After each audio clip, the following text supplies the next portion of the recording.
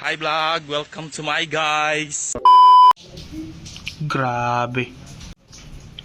Grabe talaga. Oh my God.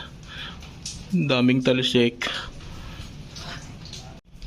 Kahit yung mga singit-singit ng motor natin hindi natin nakalain na aabuti ng talsik, meron eh. What's up mga ka-NK? Ito na naman tayo. Tag-ulan na. Siyempre, bilang gumagamit tayo ng motor, unang-unang problema natin pag maulan, yung napakaraming talsik. Pero meron akong solusyon dyan. So, hindi man siya talagang may eliminate yung talsik. At least, sana mabawasan. Unbox natin, papakita ko sa inyo. Bumili ako ng fender extension. Tingnan nyo. So, ito, unbox natin yung fender extension, harap at likod. Sa mga balak nga palang bumili nito, yung kasukot ng harap natin is pang NK800.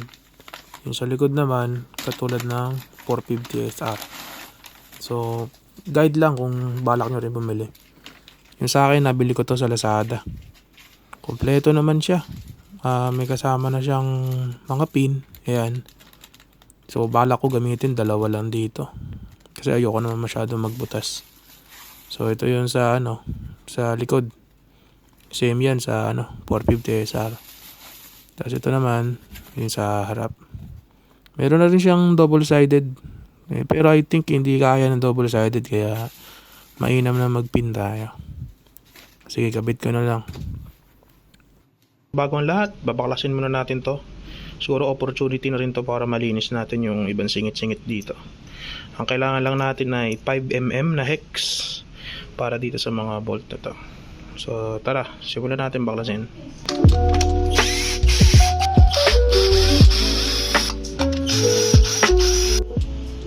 Ang lalim nun ah. Ito rin, alanganin pwesto.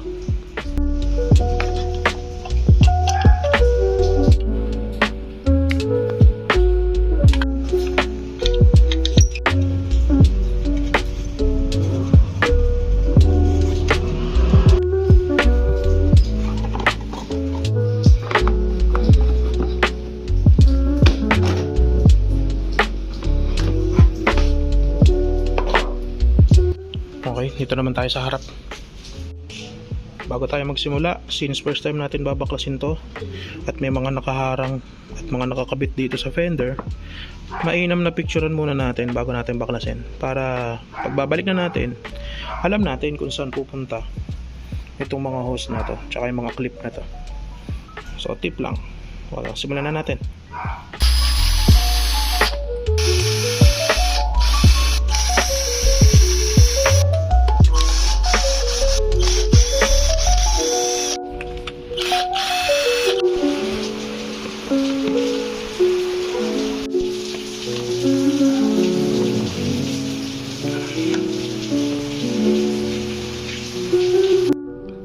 So nga pala, sa front fender, mag-ingat kayo kasi matatanggal to pag tinanggal niyo yung fender. Dito yan nakapwesto, nakaklip dito sa kable na to. Ayan. Yan siya nakalagay. Ilawan natin. Yun. Dito siya nakalagay. Nakaipit dun sa bot. Ayan, natanggal na natin yung harap at likod na fender natin. Yung harap, sa likod. Smooth naman. And goods, kakabit na natin yung extension natin. Bala ko sana butasan para masecure. Tara, na natin. Ito yan, hindi ko na na-record kung paano ko nabit. Sobrang basic lang naman. Binutasan ko lang siya, tapos nagkabit ako ng 2 pin. Ayan, maganda naman yung pin na kasama. 2 yung nilagay ko dito sa sa front fender. Tapos sa likod, ganoon din, 2 din. Ganda naman. Maglinis lang muna tayo ng motor bago natin ibalik.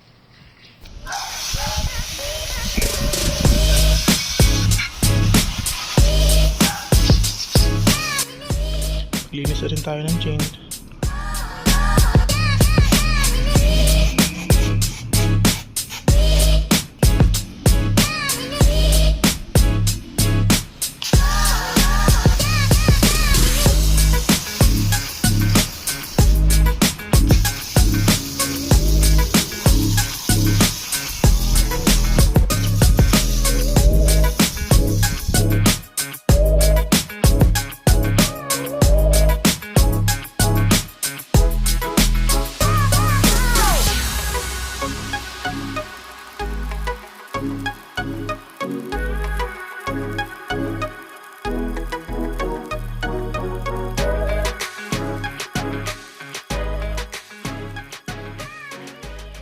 dahil tapos na tayo maglinis, ayan, kapitan natin to.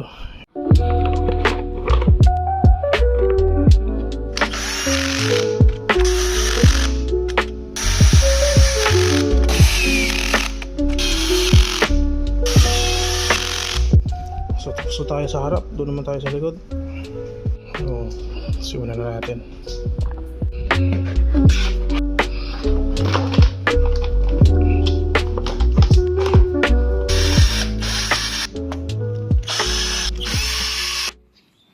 What's up guys, at nasubukan agad yung tapalodo na kinabit natin na extension. Galing ako sa biyahe, naabutan ako ng ulan at ayan, hindi ko muna na-videohan yung pagkakabit ko noon at tinesting ko muna. Buti nasample na agad tayo ng ulan. Ito, check natin yung sa harap. Mukhang effective naman, hindi masyado madumi yung radiator natin kasi dati ito yung before, kasi ito ngayon yung after. Ayan. Wala siyang masyadong talsik dito. Also dito sa bandang taas wala rin masyado. Medyo nakatulong naman. Also dito naman sa likod, ayan, hindi masyadong namamakipak yung sa puti. Nakatulong naman ito kahit paano. Effective naman. So ayan, yung pinaka-latest na upgrade natin. At kung may mga ikakabit pa ako, at i-videohan ko na lang ulit kung paano ikabit. So far yan muna. At kung gusto nyo yung content na to, please like and share. At hanggang sa susunod na content for 50NK. Let's go. Sige na tol, babay na. Ingat ka parate ha.